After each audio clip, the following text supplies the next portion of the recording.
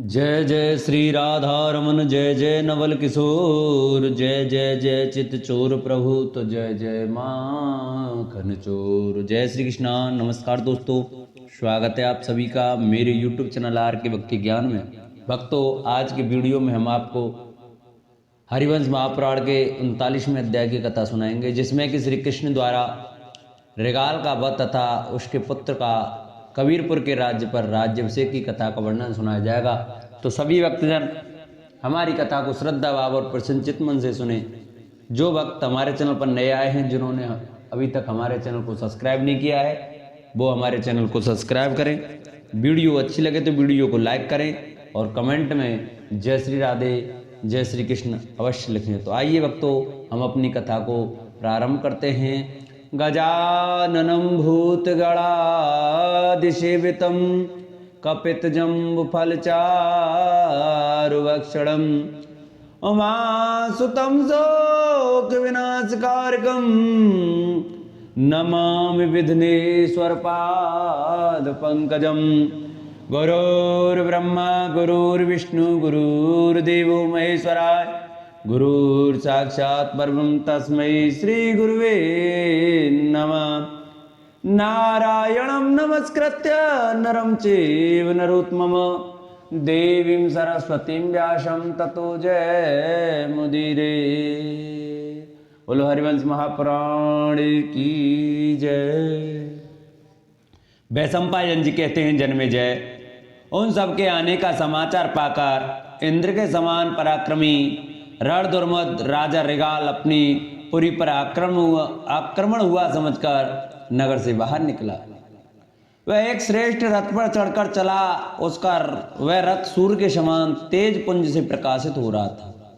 वह रणभूमि में अप्रतिहत गति से जाने वाला था। उसमें सभी तरह के अस्त्र शस्त्र भरे हुए थे।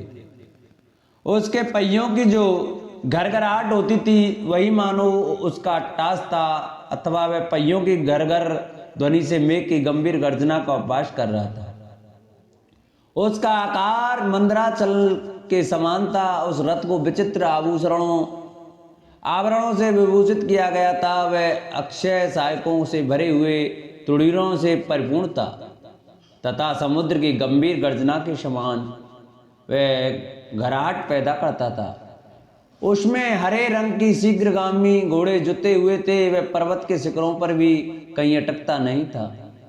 उसके कुंवर के भीतरी भाग में सोना जड़ा हुआ था। उसका धुरा भी सुदृढ़ था। उस रथ की बड़ी शोभा हो रही थी। वह सुंदर रस्सियों से भली भांति बंधा हुआ था। उसकी दीप्ति सब ओर छिटक रही थी। वह पक्षीराज गरुड़ के समान तीव्र गति से चलने वाला था और इंद्र के हरित अश्व से जुते हुए आकाशगामी पर्वतकार रथ की समानता करता था। रिगाल ने नियम पूर्वक गायत्री जप करके सूर्यदेव की आराधना की थी।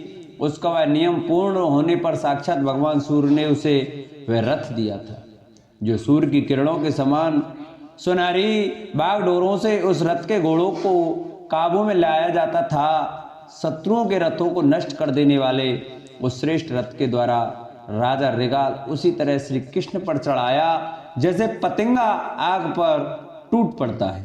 उसके हाथ में धनुष और तीखे बाण शोभा पाते थे। वह कवच धारण करके सोने की माला से विभूषित था। उसकी चादर और पगड़ी श्वेत वर्ण की थी और नेत्र अग्नि के समान जलते से प्रतीत होते थे। वह बारंबार अपने दूसरे धनुष को हिलाता हुआ उसकी प्रत्यंचा खींचता था और आग की ज्वाला से युक्त रोष जनित उच्छ्वास छोड़ रहा था। अपने आभूषण समूहों की प्रभावों से प्रकाशित होकर वह राजा रिगाल मेरु पर्वत के समान शोभा पाता था और रथ पर बैठे हुए गिरिराज सा दृष्टिगोचर होता था। उसके गर्जने की ध्वनि, रथ के पहियों की गड़गड़ाहट और भारी पने से दबी हुई जाती हुई पृथ्वी वैसे आतुर हो डगमगाने लगी। लोकपालों के समान तेजस्वी और मूर्तिमान पर्वत के समान विशाल काय श्रीमान राजा रिगाल को आक्रमण करते देख श्री कृष्ण के मन में तनिक भी व्यथा नहीं हुई।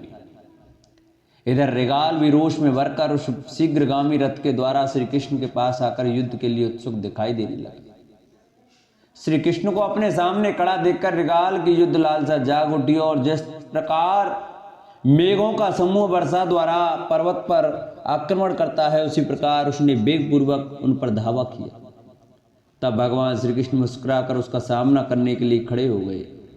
फिर तो समर भूमि में उन दोनों का बड़ा भयंकर युद्ध होने लगा। वे वन में दो मदमत्त हाथी आपस में लड़ रहे हों। उस समय मोहवश जो अपने गौरव से गिर गया था वह तेजस्वी रिगाल ने सर्वांगण में उपस्थित हुए श्री कृष्ण से युद्ध विषयक आसक्ति से प्रेरित होकर कहा, कृष्ण, तुमने गोमंत के समीप नायक रहित मूर्ख नरेशों की दुर्बल सेना के भीतर युद्ध के मार्ग से जो जो चेष्टाएं की हैं उनके विषय में मुझे सब कुछ भली भांति विदित हो गया है। क्षत्रियों की उस पराजय से मैं अच्छी तरह परिचित हूं, परंतु वे क्षत्रिय कायर, धैर्य और शक्ति से रहित तथा समरोत्सव में कभी युद्ध न कर सकने वाले थे। परंतु इस समय तुम इच्छानुसार युद्ध करने के लिए खड़े हो जाओ। मैं यहाँ राजा के पद पर प्रतिष्ठित हूँ। यदि मैं तुम्हें सब ओर से घेरा डालकर रोक लूं तो तुम कहाँ जाओगे, क्योंकि तुम तो रणकर्म में परिनिष्ठित निपुण हो नहीं। तुम अकेले हो और मैं सेना के साथ हूँ, अतः रणभूमि में तुम्हारे साथ युद्ध करना मेरे लिए उचित न होगा। इधर मैं अकेला रहूं और उधर से तुम, फिर हम दोनों समर भूमि में डटकर युद्ध करें। साधारण लोगों को मारने से क्या लाभ? रणभूमि में खड़े हुए तुम या मैं, दोनों में से एक योद्धा धर्म युद्ध के द्वारा मृत्यु को प्राप्त हो। तुम्हारे मारे जाने पर इस संसार में अकेला ही वासुदेव रहूंगा और मेरे मारे जाने पर तुम ही अकेले वासुदेव बने रहोगे। रिगाल की यह बात सुनकर क्षमाशील भगवान वासुदेव ने उस ईर्ष्यालु नरेश से कहा, पहले तुम प्रहार करो। ऐसा कहकर उन्होंने हाथ में चक्र ले लिया। तब युद्ध के लिए शीघ्रता पूर्वक पराक्रम प्रकट करने वाले रिगाल ने क्रोध से उन्मत्त होकर श्री कृष्ण पर घोर बाण समूह की वर्षा आरंभ कर दी। प्रतापी रिगाल ने उस युद्ध में गोविंदपुर मूसल आदि अन्य शस्त्रों का भी प्रहार किया। रिगाल के चलाए हुए अस्त्रों द्वारा जिनसे आग की लपटें उठ रही थी, निर्दयता पूर्वक आहत होने पर भी श्री कृष्ण पर्वत के समान अविचल भाव से खड़े रहे। उसके अस्त्रों के प्रहार से घायल होकर किंचित रोष से युक्त हुए भगवान गोविंद ने चक्र उठाकर रिगाल पर प्रहार किया। दुर्मुद महाबली रिगाल घमंड में भरकर रथ पर ही बैठा रहा, उसकी जगह से हटा नहीं। इसी समय भगवान के चलाए हुए चक्र ने समर भूमि में उस पर गहरी चोट की। इसके बाद सुदर्शन चक्र पुनः जगत गुरु भगवान श्री कृष्ण के हाथ में आ गया। उस चक्र से हाथ होकर रिगाल की छाती फट गई और वह वज्र के मारे हुए पर्वत की भांति खून की धारा बहाता हुआ प्राण शून्य होकर पृथ्वी पर गिर पड़ा। उसके जीवन का सारा आनंदोत्सव समाप्त हो गया। वज्रपात से धराशायी हुए पर्वत की भांति राजा रिगाल को पृथ्वी पर पड़ा देख उसके मारे जाने पर उसके सारे सैनिक खिन्न चित्त होकर भाग गए। कुछ सैनिक नगर में प्रवेश करके अत्यंत मोहग्रस्त दुख से संतप्त तथा स्वामी के शोक से पीड़ित हो फूट फूट कर रोने लगे। कुछ सैनिक वहीं शोक करने लगे। वे स्वामी के उपकारों का स्मरण करके दुखी हो भूमि पर पड़े हुए भूपाल को छोड़ नहीं रहे थे। तदंतर शत्रुमर्दन कमल नयन श्री कृष्ण ने मेघ गर्जना के समान गंभीर स्वर से उन सब लोगों को अभयदान दिया। उन्होंने अंडुली पर्व से सुशोभित तथा चक्र धारण करने के योग्य उठे हुए दाहिने हाथ के द्वारा संकेत करके उन सब से कहा, सैनिकों तुम डरो मत। इस पापी के अपराध से मैं समर भूमि में निरपराध मनुष्यों का वध नहीं करूंगा, क्योंकि यह वीरों का व्रत नहीं है।